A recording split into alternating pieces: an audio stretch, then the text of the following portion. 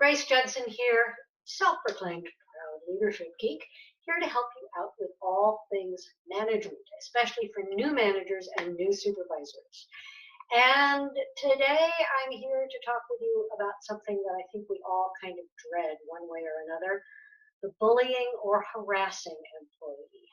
It is a tough subject, and so I'm really glad you're here so I can help. I publish a new video every week on Wednesdays, and I deal with a lot of these types of difficult topics, as well as hopefully some things that are a little more fun for managers and leaders to learn.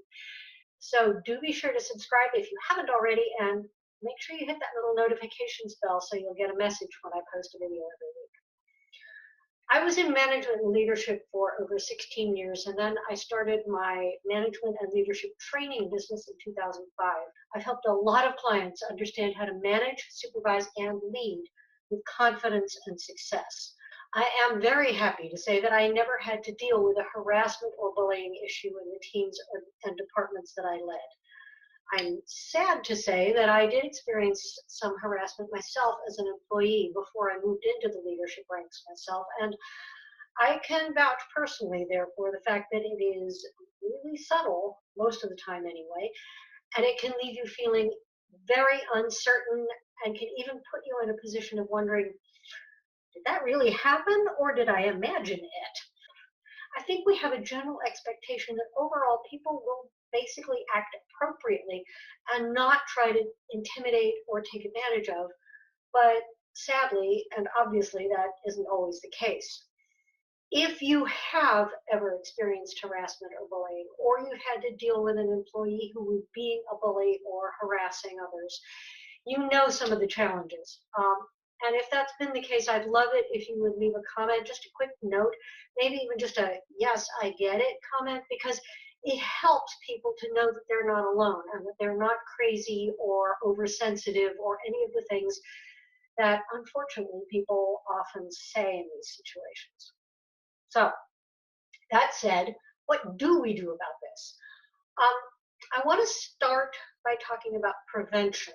And I get for you in this moment, if you're watching this video because you found it on a search for a specific situation that you're trying to deal with, you may be kind of past the point of prevention and into the thick of dealing with the situation. But really quickly, I want to just say that a lot of the training that's supposed to help prevent bullying and harassment actually doesn't work. And in fact, in some situations, it has been shown to make things worse. Now, that may be a little hard to swallow and even to understand, especially since training in harassment prevention is mandated by law in the US, and anti-bullying training is starting to show up in a lot of companies as well. I'm not going to go into a lot of detail with this. I do have a report that's available for free on my website. I don't even ask for your email on this one. It does go into it in more detail. I'll include the direct download link in the video description down below where you're watching this. Be sure to click on the show more link to pop the description open so you can find the links that I'll be talking about here. Okay. I will add one last thing and then get into dealing with the situation, which is that what's called bystander training actually tends to get much better results. Bystander training is where you teach people how to speak up and take action when they see something kinky going on. And it does seem to be more effective than the older style of prevention training. Okay, onward. Something hinky has happened and you have to deal with it. I'm going to present this as if it is happening to one of your employees, but of course, if you're being bullied or harassed, it all applies to you as well. Whatever the situation, please be sure to take care of yourself and whatever employee may be being harassed. Make sure you're not in any kind of physical danger. And recognize that being on the receiving end of this kind of behavior can be a very real and serious emotional challenge. So be kind to yourself and be kind to your employee who is being harassed. Harassment is illegal. Talking primarily about sexual harassment, but in many states, what is called in the US and in many countries around the world, what is called creating a hostile work environment, sort of illegal terms for this kind of thing, whether it is through bullying or sexual harassment, whether it's actually illegal or not, it is a liability for the company that can cost them a great deal of money and market credibility. Look at some of the news stories that have come out about celebrities and people in organizations. It really has an impact on the company's standing in the marketplace, not to mention the impact on employees and productivity and so on and on. One of the big challenges in dealing with it is that the lines are very blurry around what is and isn't acceptable.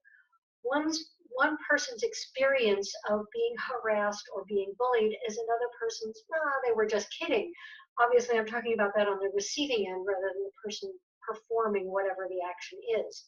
The receiver, the employee being harassed, is the one who gets to say, in most cases anyway, and again, I am not a lawyer, I am not a certified HR person, so you're going to need to check with all of this. But typically, the employee being bullied or harassed is the one who gets to say if and when something bothers them. And that can leave so much room for interpretation.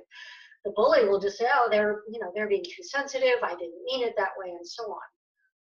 But for you, as the manager, you must take complaints seriously, because remember the question about lawsuits and legalities and employee morale and productivity and project success and so on and so on and so on.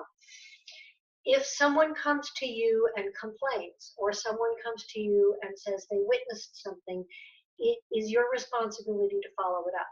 Don't brush it off. And first things first, documentation, documentation, documentation. In order to take action against what's going on, in order to take action with the bully or with the person harassing, you must document specifics about what's happening. What was said, what was done, what were the dates and times, and was there anyone around who witnessed the situation? Remember what I said about bystander training? It is often very helpful to then go back to any witnesses who might have seen it. They may not have intervened in the moment, but they may be willing to speak out and be witnesses for what happened. And let's face it, more than any other behavior I've covered in this playlist on dealing with difficult employees, this one really does need decisive action. And you must work with your human resources department on this. Because of the potential legal issues and because of the ways that the legal issues and the company policies vary from place to place and company to company, even if you're a senior leader, you are not going to want to handle this on your own. Your HR department should have policies in place that are known and agreed to by every employee. If they don't, you have a separate problem that also needs to be addressed.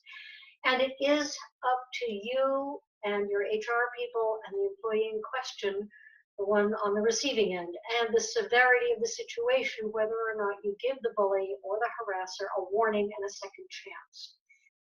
If you do choose that route of giving a second chance, be very, very clear that the behavior must stop and there are no do-overs after this. And as a sort of follow-up point in all of this, be super clear that retaliation, which is generally speaking also illegal, is just as bad as the initial behavior.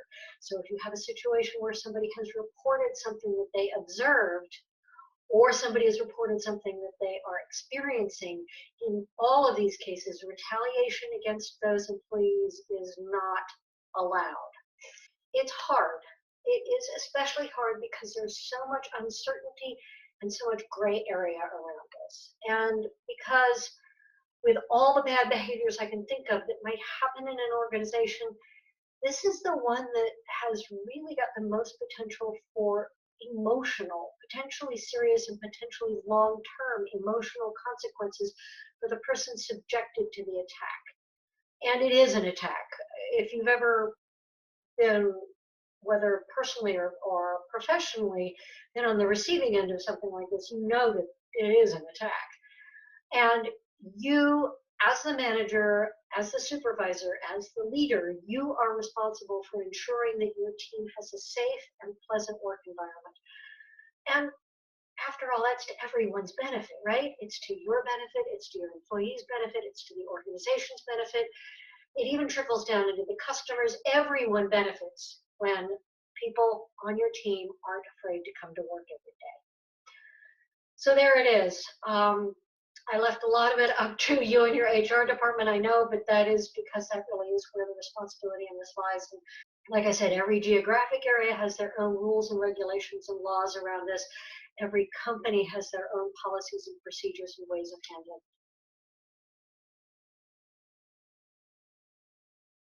So if you liked this video, even though none of us like this topic, if you liked this video, please let me know by liking it, subscribe if you haven't already, share it with your colleagues, and comment below to let me know any insights or aha moments you had or any suggestions you have for people dealing with this situation, whether they are on the receiving end or they are the manager having to work with it. Take care and good luck in your management journey and great success to you.